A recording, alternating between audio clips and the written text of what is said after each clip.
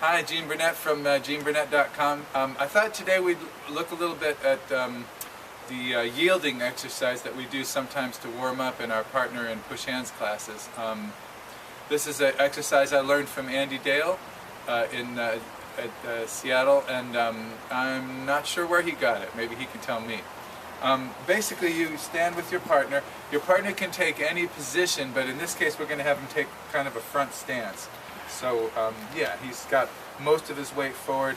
In our style, we do kind of a moderate-sized front stance. We don't do this kind of thing because we're not playing the game of push hands to keep from moving our feet so much as to keep from losing our balance. So we're willing to move a little bit.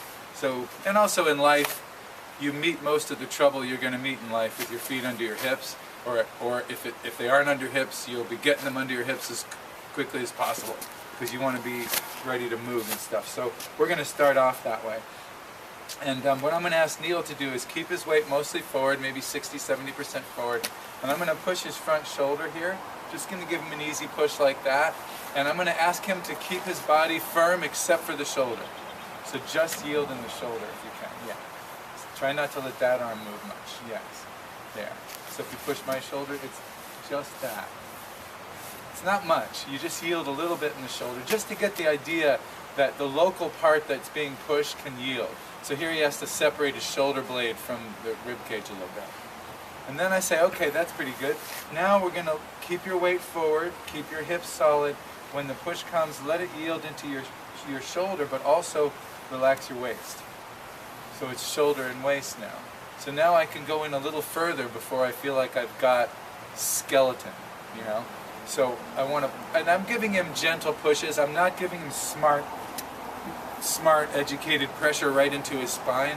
I'm deliberately pushing through the periphery of his body. I like to think of it like his body's a donut, like from above it's a donut, and I'm pushing through the flesh of the donut that way rather than straight. Too many donuts, dude. Rather than pushing straight into the hole, you know, towards the hole. So I'm not pushing right to his center. I'm pushing peripherally a little bit.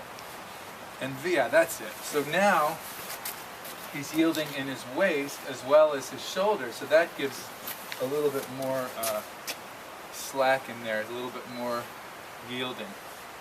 So if you push me, just shoulder, and now shoulder and waist. Like that. But notice I'm still not moving my weight, I'm still mostly forward. So now, let your weight move backwards. Right. So the weight's going to move from forward to back. And then in between the pushes, he's going to come right back to forward, see? It's like he's on springs.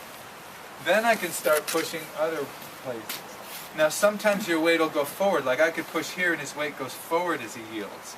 Or I can push here and his weight may go forward, it may go anywhere. And once you get used to this, you can do this with your feet parallel. So you can do this in any position once you get used to it. But the key is that he doesn't want me to feel much resistance. So if wherever I push, whatever I'm touching, that should yield and relax and retract away from my hand. What makes something soft is that it yields to your pressure. Like a brick doesn't yield and a cat does. That's why the cat feels soft and the brick feels hard. Soft, yeah.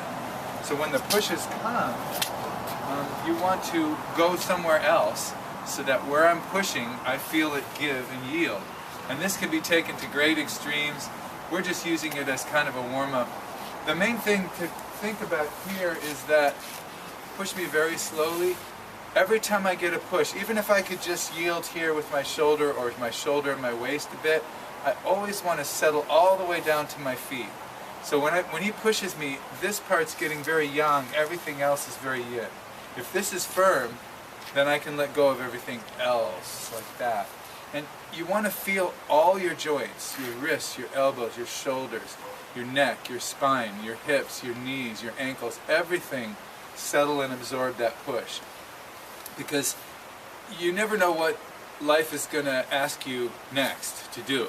You never really know. For all we know, there's not going to be an earthquake in the next 5 seconds, but there might be.